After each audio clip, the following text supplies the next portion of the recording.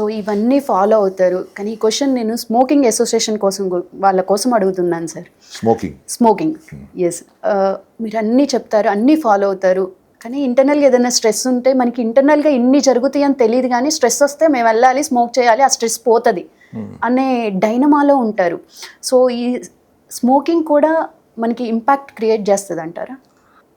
Lung మీద stress పడాలంటే మీరు రోజుకు ఒక పెట్టో 2 పెట్టలో తాగితే చాలా బాగా హాయిగా లంగ్ ఇబ్బంది పడుతుంది. అంతకుముందు తాగుతూ వేరు, కోవిడ్ వచ్చిన తర్వాత తాగటం వేరు. ఇది కూడా ఉంది. కోవిడ్ వచ్చిన తర్వాత లంగ్స్ అన్ని చాలా మందికి లంగ్ ఎఫెక్ట్ అయింది. ఇప్పుడు ఎఫెక్ట్ అయిన లంగ్ని రిపేర్ చేయకుండా మళ్ళీ దాని మీద ప్రెషర్ పెట్టాలంటే స్మోకింగ్ చేయాలి. అట్లా కాదు, today smoking is not injurious, it's going to kill you. మీరు అవసరమైతే ఒక పెగ్గు మందు వేసుకోండి, that is better than smoking. In fact scientifically 30 ml of alcohol every day is very good for health. కానీ మొదలు పెట్టినాడు 30 దగ్గర ఆగడగా. అందుకనే ఆల్కహాల్ ఈజ్ బ్యాడ్ అని చెప్తాం. బట్ ఆల్కహాల్ కంటే తీవ్రమైన ఇబ్బంది పెట్టేది స్మోకింగే ఖచ్చితంగా.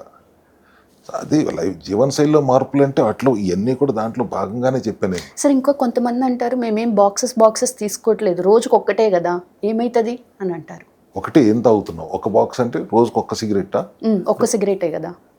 ఒకసారి అలవాటైన వాడికి ఎన్ని రకాల ఎక్స్క్యూజెస్ అని చెప్పగలడం. ఒక్క సిగరెట్ తాగి ఆగేవాడిని ఎవడన్నా ఒక్కడ చూపించండి నాకు. రోజుకు ఒక్క సిగరెట్ తాగి ఆగేవాడు ఉన్నాడా? ఒకవేళ ఒకటే తాగుతుంటే కూడా ఇంకా చండాలంగా, ఇంకా మోర్ డేంజరస్ టు హెల్త్. రెండు సార్లు తాగి మళ్ళీ టిట్ట కనుక్కుని జేబులో పెట్టుకుంటాడు.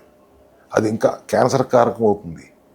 అట్లా ఏం కాదము. ఒక సిగరెట్ తాగేవాడు ఉండడు, తాగకుండా ఆగిపోయేవాడు ఉంటాడు. లేదు కనీసం 5-6 సిగరెట్లన్నా తాగేవాడు ఉంటాడు. అసలు సిగరెట్ల సబ్జెక్టు మనం ఎంత తక్కువ మాట్లాడుకుంటే అంత మంచిది. అసలు అంత ఆ దరిద్రం గురించి మనం మాట్లాడుకోవద్దు. Smoking is injuries to health అని ప్రభుత్వాలు రాసి మరీ అమ్ముతున్నాయి. అమ్మకం ఆపేస్తే ఏం చేస్తారు? అసలు సిగరెట్స్ అవైలబిలిటీ లేదు ప్రపంచంలో, మన భారతదేశంలో. అప్పుడు ఏం చేస్తారు? ఆ దిశగా ఒకసారి ఆలోచిస్తే బాగుంటుందేమో అని ప్రభుత్వం. అంటే థియేటర్లో కూడా వేస్తారు, కానీ అదే సినిమాలో హీరో హీరోయిన్ మంచి స్టైల్గా ఎలా తాగాలో కూడా చూపిస్తారు. అదే ఇసిరేత్తు నోట్టుబడిలో కూడా ఉంటాయి మంచి స్టైల్ కదా, ఏదో పెద్ద స్టైల్. అసలు అమ్మటానికి కింద డిస్క్లైమర్లోనూ తాగొద్దు అని చెప్పటం, అమ్మటం. అసలు అమ్మకుండా ఉంటే ఎట్లా ఉంటుంది? దాంట్లో వచ్చే రెవెన్యూ ఏదో దేశం నడుస్తుందా? ఒకసారి ప్రభుత్వాలను కూడా ఇది దిశగా ఆలోచిస్తే బాగుంటుందేమో నా ఉద్దేశం.